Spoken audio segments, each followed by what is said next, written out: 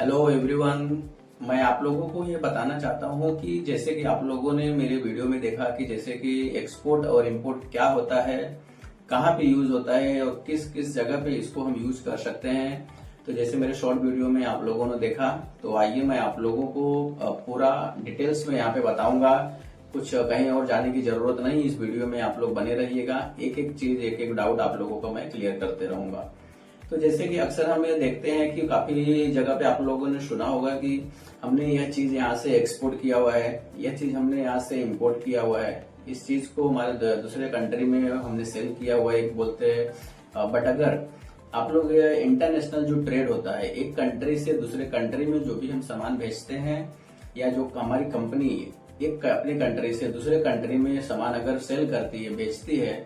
तो हम लोग उसे एक्सपोर्ट करते हैं, क्योंकि हमने उस चीज को अपने कंट्री से दूसरे कंट्री में भेजा हुआ है। उसी का अगर आप उल्टा आप बोलेंगे कि इंपोर्ट, इंपोर्ट में क्या होता है कि इंपोर्ट का मतलब एक बोल सकते हो आप लोग कि परचेस करना।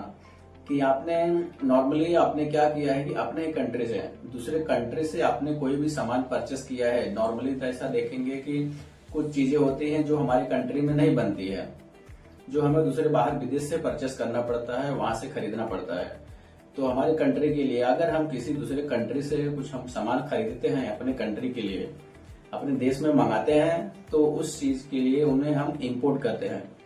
तो अभी ये दोनों में जो एक्सपोर्ट और इंपोर्ट दोनों दिखने में सुनने में भी तो भाई लगते हैं, बट अगर आप लोग देखो, इसके लिए चालू करने के लिए एक्सपोर्ट और इंपोर्ट, इसके भी कुछ रूल्स रेगुलेशंस होते हैं। अगर आप इंटरनेशनल ट्रेड करना चाहते हो अपने कंट्री के लिए, तो वहां पे कुछ उसके टैक्स इम्प्लीकेशंस होते हैं, कुछ इसके रूल्स रेगुलेशंस होते हैं जो हमें फॉलो करने पड़ते हैं। हर एक कंपनी अपने अपने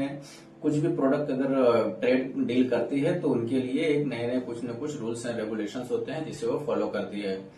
तो एक टैक्स के लिए मैं आप लोगों को एक बात और बता देना चाहता हूं कि अगर आप कोई भी कंट्री से जो आप गुड्स परचेस करते हो, जिसे आप इंपोर्ट करते हो, तो उसके लिए तो वहां से जो गुड्स आता है, जो अपने कस्टम ड्यूटीज उसे क्लियर करना पड़ता है, जो कस्टम क्लियरेंस जिसे बोलते हैं, कि पूरा का पूरा माल चेक होता है, जिसे आप लोग अपने कंट्री में अगर परचेस करते हो, यहाँ पे लाते हो, जब तक कस्टम क्लियरेंस नहीं होता तब तक आप उस माल को अपने यहाँ पे आप लैंड नहीं करवा सकते। उसी तरह अगर यहाँ से अगर आप कोई भी सामान को परचेस करके यहाँ से भेज रहे हो, यहाँ से दूसरे किसी कंट्री में आप उसे सेल करना चाहते हो, तो उसके लिए भी जो पेपर्स होते हैं, जो इनवॉइस कॉपी होती है, जो शिप के ऊपर लगने वाले, एक जगह से दूसरी जगह पे अगर आपका माल जा रहा है तो उसका इनवॉइस कॉपी होता है, वो सब चीज आपके पास में डॉक्यूमेंट्स में रेडी होने चाहिए। और अक्सर मैं आप लोगों को एक चीज और बता देना चाहता हूँ कि जो एक्सपोर्ट और इंपोर्ट अगर आप स्टार्ट करने के लिए सोच रहे हो या बिजनेस स्टार्ट करना चाहते हो,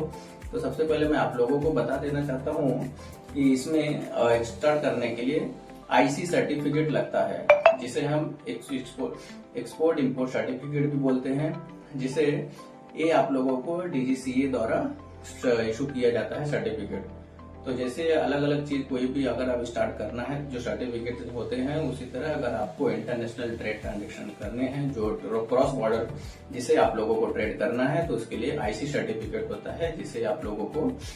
लेना पड़ता है, लाइसेंस होता है, तब जाके आप कोई भी एक्सपोर्ट इंपोर्ट का बिजनेस स्टार्ट कर सकते हो।